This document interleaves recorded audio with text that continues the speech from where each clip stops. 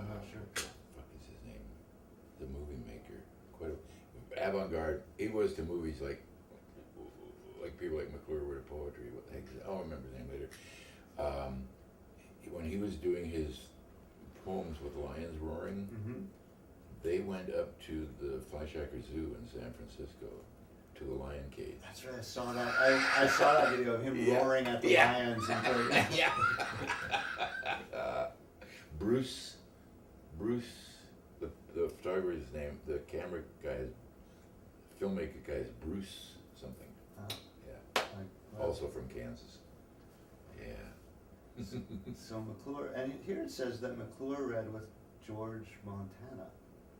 That would be the other person, yeah. But I don't think that person read, because I don't know who George Montana Yeah, is. he's George Montana. Must have just been his musician.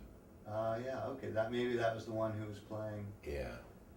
The auto harp. the auto harp, Yeah, exactly. Yeah. And flowers. So how did people respond to, like Michael McClure, for example? You know, this reading was in, let's see what year it was. The Michael McClure reading. It must have been 71, 70. I'll find it in a second, but it was in the early 70s for sure. Yeah. Would people have known who Michael McClure was in Montreal when he came here? Montreal was always a little bit slower finding out what was going on in the hip poetry and music, etc. world. Not quite sure why. I think Montreal was a little bit enclosed in itself, the English part of Montreal, and also a little bit more willing to take the picture of the avant-garde that was presented to them by the popular press, if you know what I mean. But it got here eventually, and one of the most important things that happened was in '68, I remember I should have gone, I didn't go, but there was a lot of political stuff going on here at that time, and both Canadian, Quebec, Montreal, and American. And there was a movie maker from here, I forget her name, went down to the Democratic National Convention in Chicago and all that whole scene, Allen Ginsberg and so on, and made a film about that. I can't remember what her name was. And some people I knew went down with that sort of as an entourage, kind of. I didn't go. So a group of Montrealers went down to Chicago for the Democratic National Convention. Yeah. You were there. And these were poets, or these were just poets and poetical types and people, musicians and artists and so on, right? And ball players. I mean, the hip, sort of, people who knew what was happening, kind of, and were interested and committed, and etc. But McClure he wasn't as famous as Allen Ginsberg, obviously. Allen Ginsberg read in that series. He came in with a troop of Hare Krishnas, And Alan, we were out at a Chinese restaurant, very high-end Chinese restaurant that had like a 10-course meal, and you had to start with the fish and end with the fish, and it went up and down and so forth, and everybody. And Alan looked and he said, most people's poetry readings started late, but he would always start exactly at 8 o'clock when it was supposed to start. So he said, I got to go. So I drove him up to up here. And he started 8 on the button, except for the first hour was chanting. Yeah. And so they really knew who he was, of course. And Michael was kind of in on that a little bit, but he's not obviously as famous in the East as Alan was. But yeah, I think they pretty well knew kind of who he was and what he was about. And also, there were flowers, man.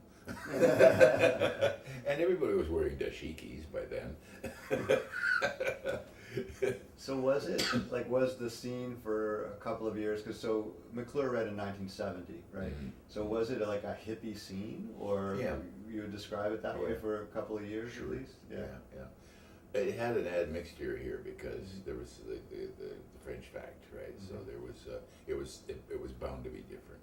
And in my experience, most of the English side was Jewish people, right? Mhm. Like Jewish poets and friends and so forth, right? Yeah.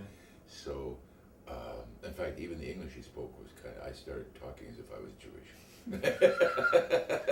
So people like the younger guys, like there's Leighton and Collins, say, who are the obvious sort of Yeah. Montreal Jewish poets. Mm-hmm. But Well, there were a lot. Well, I mean, almost all the English language poets were Jewish here, right down to like Artie Gold, right? yeah. Um, Well, there was Seymour Maine and, Yeah, and Seymour. Hertz. there was K.V. Hertz, there was George, what's his name with the big long name? There was Leonard. Norowski Well, Norowski was he was Polish. Oh, he was Polish. He wasn't Jewish. Yeah. But yeah, he was actually brought up in China, in the European enclave in China. Oh. But, and Louis was. Everybody always thought that Louis was Jewish, but he wasn't. As a matter of fact, when Lionel Kearns had to have a bris for his kid, he only had 9 Jewish men, right? And because they all had to be poets, so he got Louis to pretend he was Jewish. It was neat. Yeah, but there's a lot. There's Leonard Angel, who later moved to Vancouver. There was everybody was, right? It's just astonishing. And how would you describe? Did they have a defined poetics, that group at that time? These are They- sort of like the heirs to Leighton or something. Yeah, and we knew about them when we were running Tish on the Coast.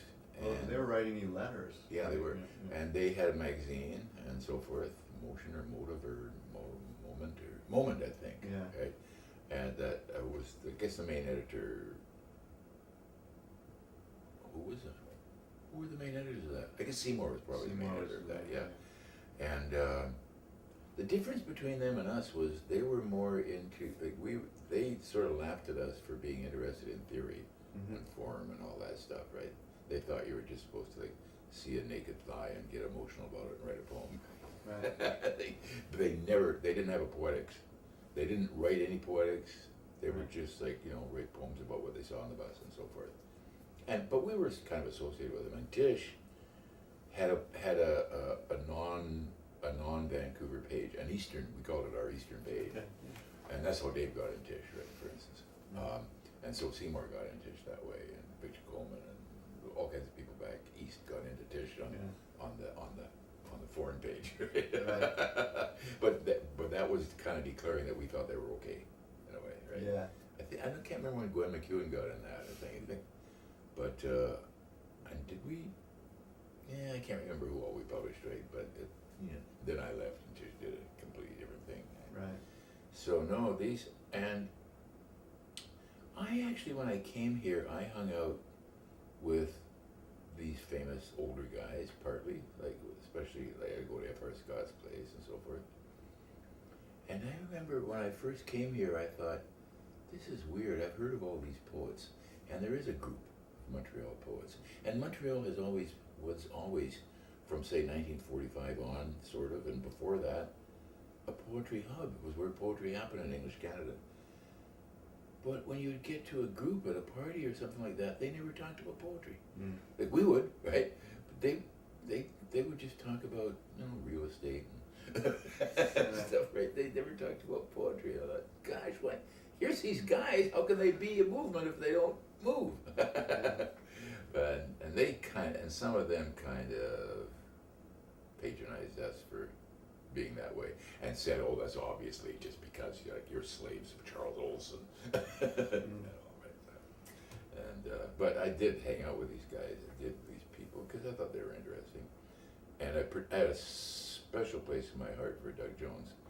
I still rate him real letters on paper. Oh well, type letters on paper. Yeah, and he was a little bit different from the list of Montreal poets that you just mentioned. Mm-hmm. He was, I don't know if you call him an avant-garde poet, but he was certainly more experimental, and he was also very early on interested in Quebecois poetry and French poetry as well. Translated a lot. Yeah. And he didn't, and his poetry, I recognize his poetry as, to me, more interesting than the other people around, because he wasn't expressing some kind of personality through verse. He was interested in, it looked to me as if he had read Ezra Pound.